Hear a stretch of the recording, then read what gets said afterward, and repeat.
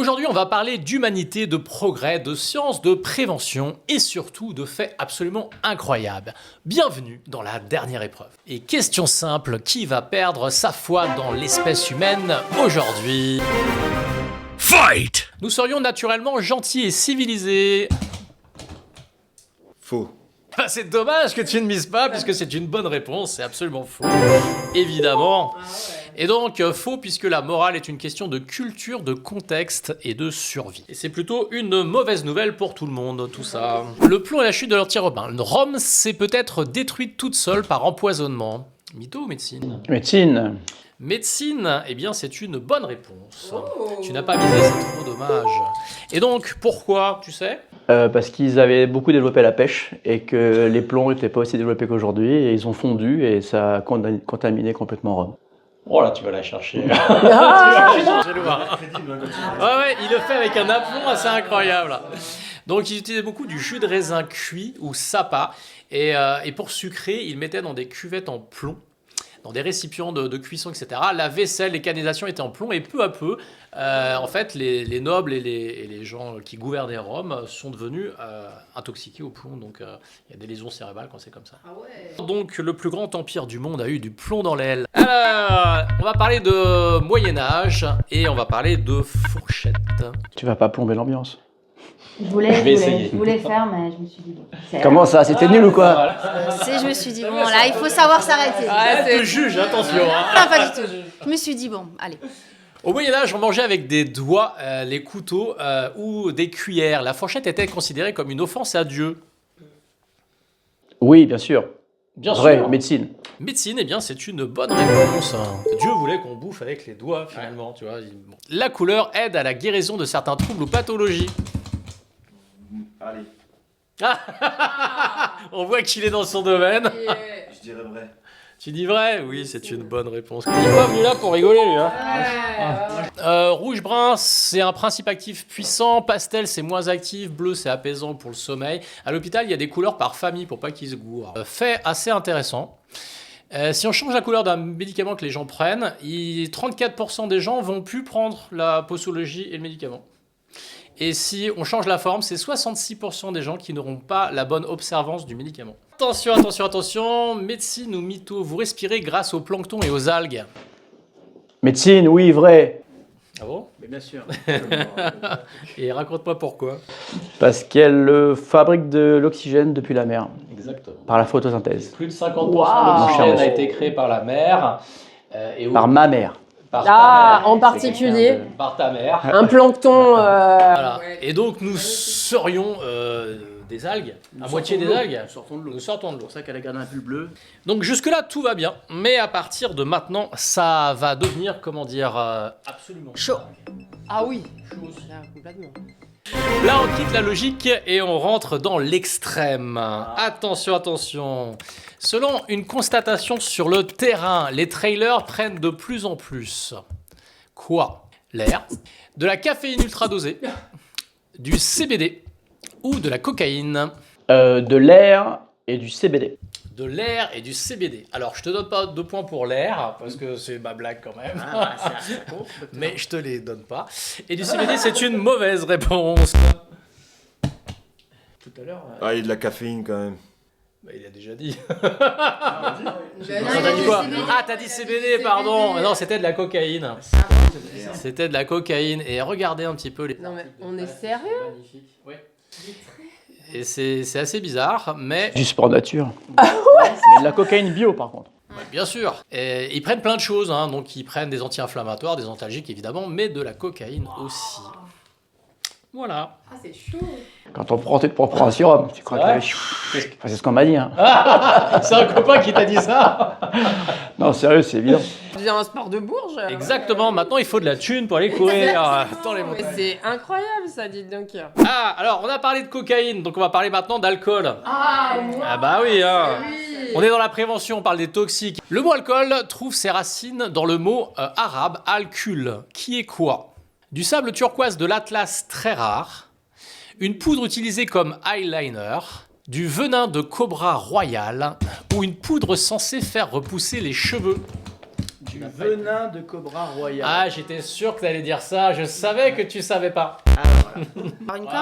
Mais oui, Je mets dessous parce que le curl, c'est de la poudre d'eyeliner. Bravo. Comment tu sais ça? Parce que j'en ai déjà utilisé. C'est Ah, toxique, hein. Ah oui, mais à défaut d'utiliser de la poudre blanche de cocaïne, j'utilise la poudre noire d'eyeliner. Comme ça, je fais un regard de biche. Et peut-être que... Dis donc, tu gagnes des points avec une question sur l'alcool. Voilà, exactement. Hein?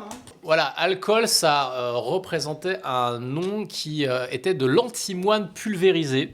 Et l'antimoine qui est toxique. Donc, ils s'en servaient en Égypte pour faire le contour des yeux. C'est quand même con qu'ils aient inventé l'alcool et qu'ils n'aient pas le droit d'en boire. Pourquoi on a inventé la tronçonneuse? Réponse 1. Sont les Égyptiens pour découper des pierres au niveau des pyramides. Aux USA pour faire des amputations à la chaîne dans la guerre de sécession, il y en avait beaucoup. En Écosse pour découper le bassin pour sortir des bébés. Ou en Angleterre pour raboter des verrues profondes. Aux États-Unis pour amputer les blessés de guerre. Pareil. Ils auraient pu, mais c'est pas la bonne réponse. Trash. Écosse, se découper les bassins pour sortir des bébés. Je trouve que c'est tellement trash que... ouais. Donc c'est cet appareil qui est là-bas. Donc au XVIIe siècle, ils avaient fait ça pour faire des symphysiotomies. Donc ils découpaient le pubis pour écarter le pubis et sortir le bébé.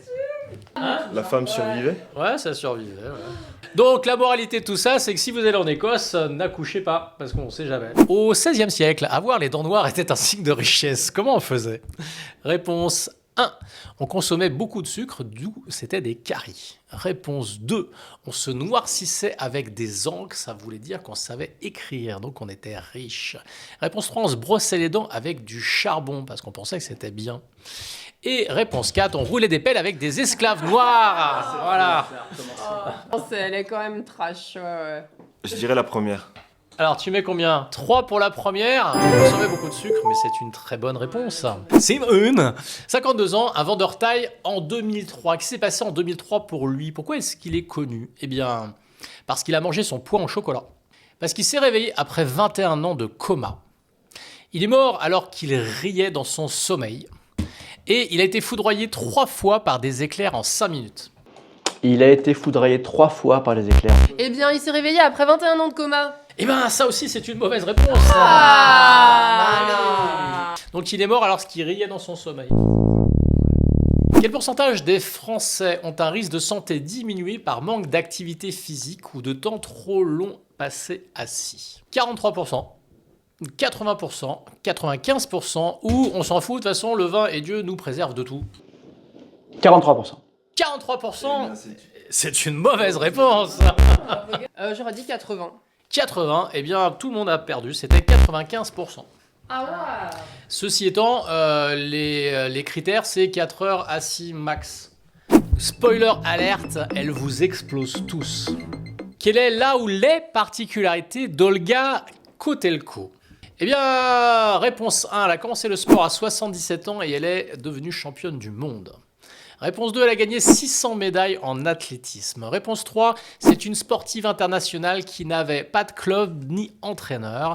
Réponse 4, c'est la plus jeune et la plus vieille championne du monde de sa discipline.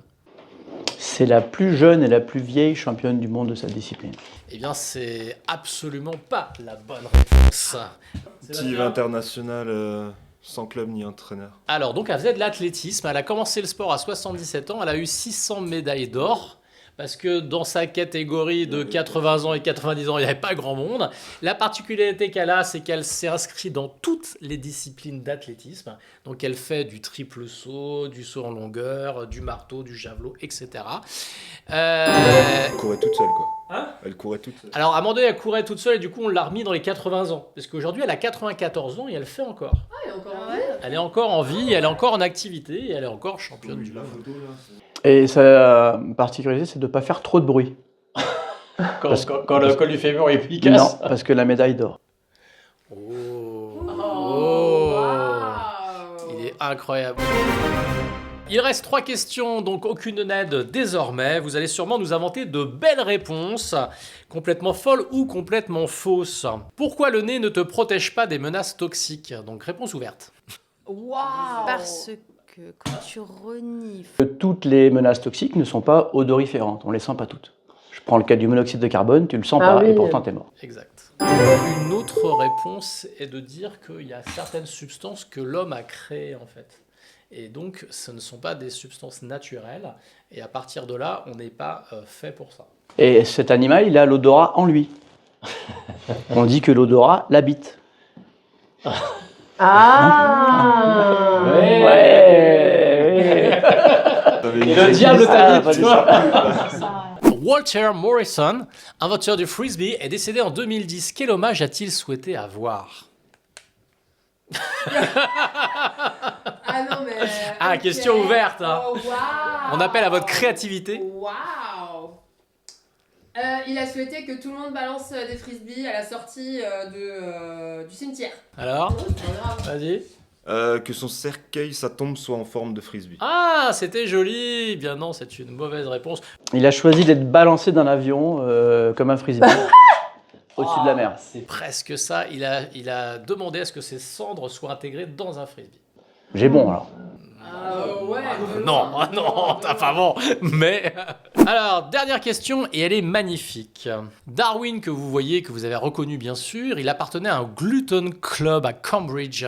Quelle était la particularité de ce club? On mangeait toutes les espèces qui existaient. Les plus loufoques pour tester. Exactement. On mangeait toutes les espèces étranges et bizarres qu'on ne connaissait pas. Ouais.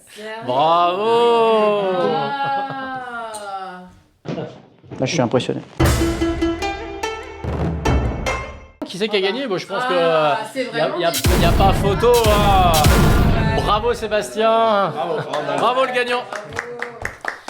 Et quel est ton secret? T'es arrivé. Alors, il m'a envoyé un texto hier soir, il me dit, faut réviser quoi?